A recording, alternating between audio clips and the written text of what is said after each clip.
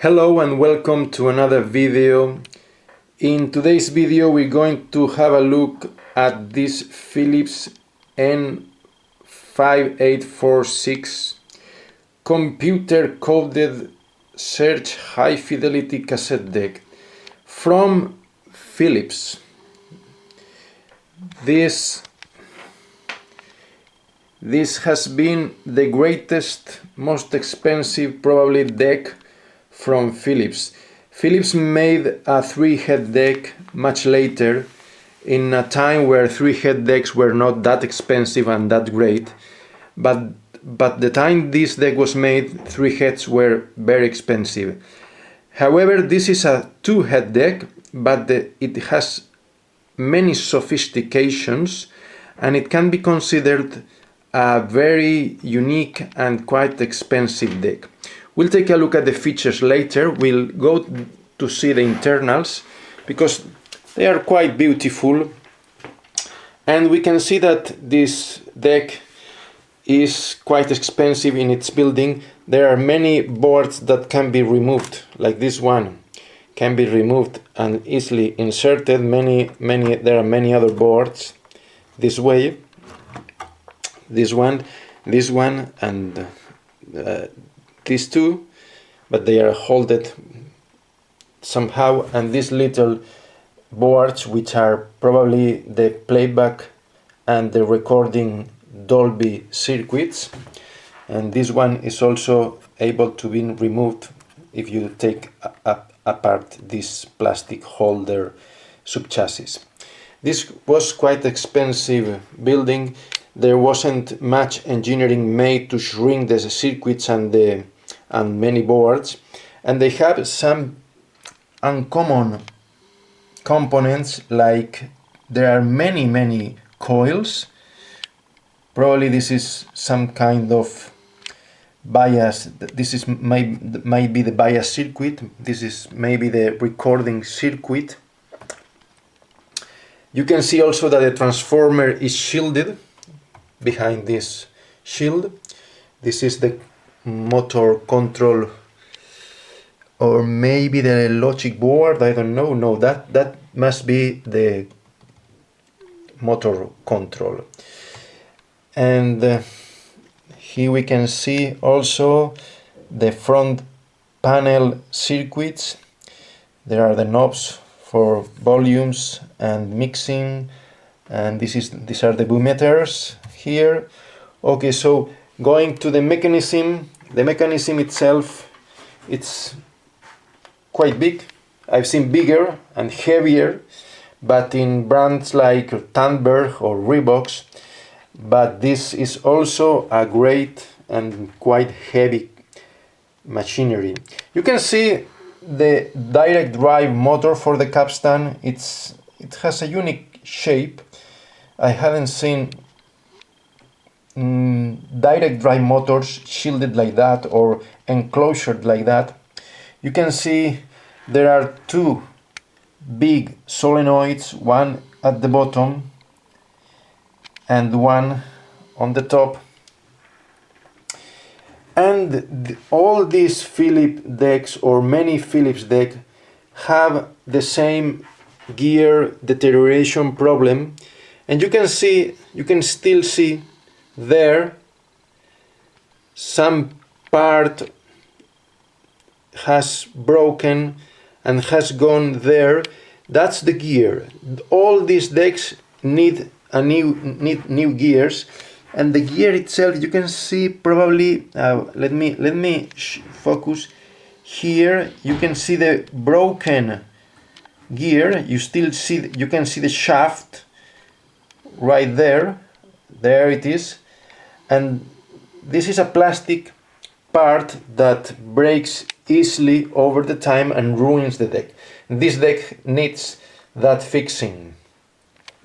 Okay, so what's really the most interesting feature of this deck? Well, you see there are many buttons here, and there are two displays which are not working properly. I don't know why. I thought they were working properly, but maybe 13 years later something has gone wrong.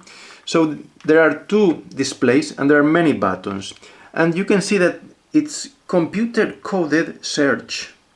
So this was a set of buttons made to create and search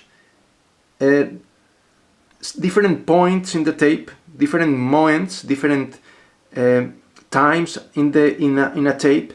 And once you made in a tape, in a cassette, once you made those points, they were recorded, and you could easily move next or backwards to one of those points, like you do, for example, in a compact disc player, where you can skip to the next track and to the previous track. So this is accomplished in this deck because there is, let me move the light so I can show it to you. Okay, here we are. So you see, this is a two-head deck. This is the recording and playback head. Let's see if it focuses. Okay, so to the right you can see the roller, which is very dirty. That's a bit of oxide. It can easily be removed, and probably the pinch roller is also in quite good shape if you take out the dirt. Okay, so here's the playback head. This other similar head, this one, is the erasing head, and here you can see a small head which is a magnetoresistive head.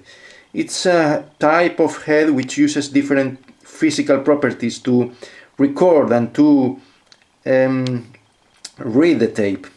So this head is in charge of recording some special signal on the tape that the computer inside recognizes and encodes certain points along the tape. So this is the special, very special feature of this deck. And you could, at the moment, use, it's switching off because I'm okay now. So you could put a tape, and here there was somehow you could store points, and then I don't know the total information about every button, but somehow you could select one point or record one point and then go to one point easily. That's the very special thing about this deck. On the other hand, it see that it doesn't work. I press, it doesn't even work now. So you see that it's trying to engage. It's trying to engage, but there is no gear. The tape detects it has an optical movement detector. It detects that there is no movement and it stops the tape. Okay, so somehow this is very sophisticated features. On the other hand, we see we have a fluorescent display. I found it a bit dim. It's not new. The reset, peak hold, there's phones volume independent for each channel. There's a line mixer and a mic mixer, and then a general record master. You could mix line and mic, a microphone, and then select the final volume. This is a post fading. You can press here and probably the tape fades, the music fades, and I don't really understand if this is the speed of the fading or what it is. There's a lock button that prevents you you have to move the lock button and then press, and then once you release the button, you can press again.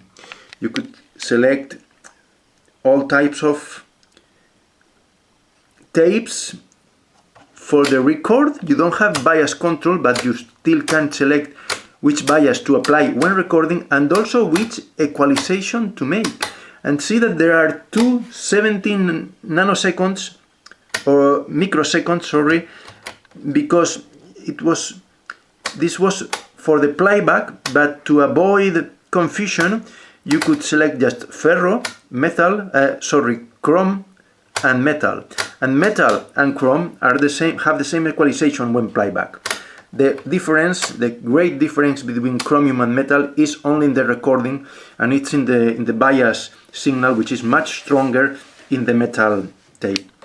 We have the Dolby and the MPX buttons, and we have the twice input for the microphone and the phones. And this is all for this deck, which I'm going to sell, and I hope that the new owner can revitalize it, fix it and enjoy it.